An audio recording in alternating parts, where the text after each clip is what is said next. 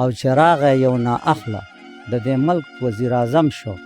ډالر په بره ته زمونږ پیسه را پرېوته. جینۍ د ماڼکي لور وه، د لامبو چل یې زده و، لمده خو شته بهر وخت د اوبو نه راخته. سرې سترګې به د نور د پرېوتو نه راخته. لاړه پښتنو غرق شوې. موبایل راغی، په وټساپ یارانې شوې د رکیب او د ریبار. خبرې لاړې د مخ نه د زما په مخ خوله را پرېوته. غرق شو. او جرګې مرکې ختمې شوې، حجره را پرېوته. د سر نه مو د پلار نیکه شمله را پرېوته.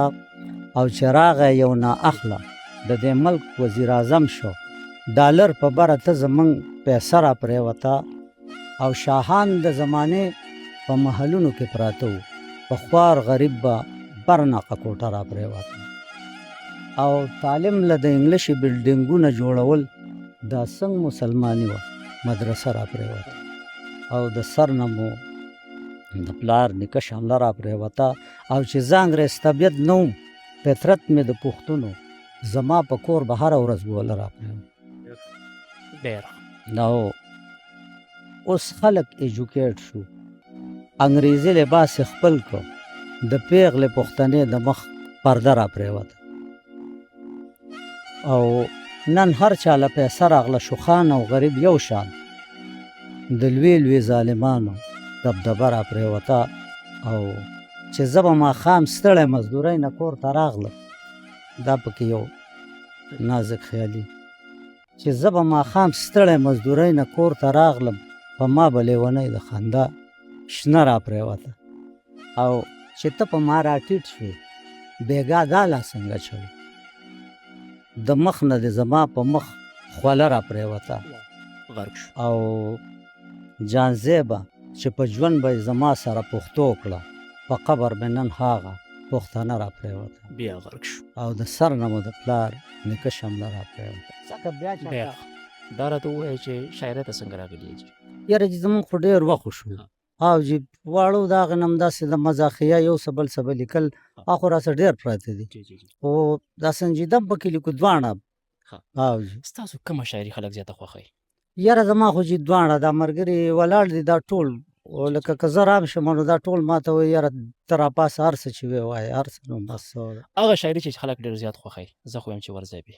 زه خو یو غزل د تاسو ته ارشاد نشر کوم چې شرنګا د ګونګروګانو د خپو نه راخطا، شرنګا د ګونګروګانو د خپو نه راخطا. او بېګا مې یو لوخړه د مزغو نه راخطا. او جینۍ د ماڼکي لور وه، د لامبو چل یې زده و، لمده خو شته بهر وخت د اوبو نه راخطا. او مثال سم د زر کې و، سحر چې به راکوش وه، ماښام به بیا د غره ته د پټو نه راخطا. او موسم کې د سپرلي چې به مې ځان ته رانږدې کړه، یو ښکلې خوشبویي بیا د خولو نه راخطا. او توبې به مې ویستلې، ما به وی ګنې قیامت شو، سرې سترګې به د نور د پرېوتو نه راخطا. لاړه پښتنو غرق شوې. او ځواني مستی هستی وه، د هوا په چپو سورم، نشه به زما سر ته د پنسو نه راخطا. پښتنې پنسې هم داسې وي داسې. او حاجي صاحب زه دې پیژنم، ته هغه سړی نه یې مدام چې به د غوټه د سپلو نه راخطا. اورې پښتنو سپلې خاصه د پښتنو وي. او جانزیب حلال ورغومې، د قصاب په تخت ځوړندوم، پښتون ته پکې اشاره. جانزیب حلال ورغومې، د قصاب په تخت ځوړندوم، سرمن به مې په لاس بغیر چړو نه راخطا. او بېګا مې یو لوخړه د مزغو نه راخطا. ډېر په دې حالاتو کې یو تور ټوپک، سره ګردنۍ او 2 تازیان ساتمه، په دې حالاتو کې د هر سړي نه ځان ساتم. او د فتنې دور دی، ایمان ساتل څه ټوقې نه دي، زه په دې ښار کې زه په دې ښار کې سرې سکروټې کلک ایمان ساتم او حق ته به حق وایم باطل ته مې باطل ویلي فرق په ډاګه د هندو او مسلمان ساتم او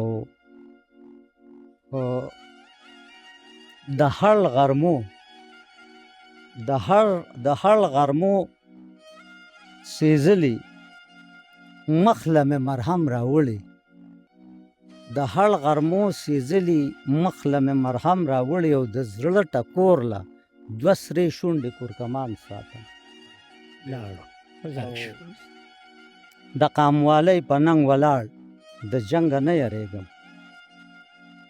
د قاموالۍ په ننګ ولاړ د جنګ نه یریږم او یقین په خدای جذبه په زړه کې د ایمان ساتمه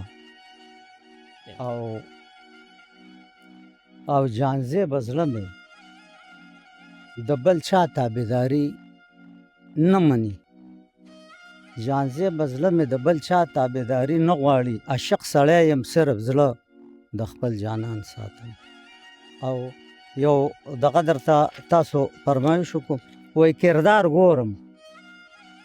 ګورم د ګفتار خبرې لاړې بېدباري شوه د اعتبار خبرې لاړې او ته د بل عزت کوه که عزت غواړې د غریب او د مالدار خبرې لاړې او باچاهي د نورو خلکو په نصیب شوه صیب ستا د اقتدار خبرې لاړې او حجرې شاړې شوې هېڅ خوند دې پاتې نه شو د رباب منګي ستار خبرې لاړې ټیک ده او موبایل راغی په واتساپ یارانې شوې د ګودر موبایل راغی په واتساپ یارانې شوې د رکیب او د رهبار خبرې لاړې او جنکۍ د مارکیټونو په چکر دي د رکیب او د رهبار خبرې لاړې د ښایست شمله دې پرېوته د سره ستا د ډول او سینګار خبرې لاړې کچه دور کچه خیال کجه رنګونه د ادب او د معیار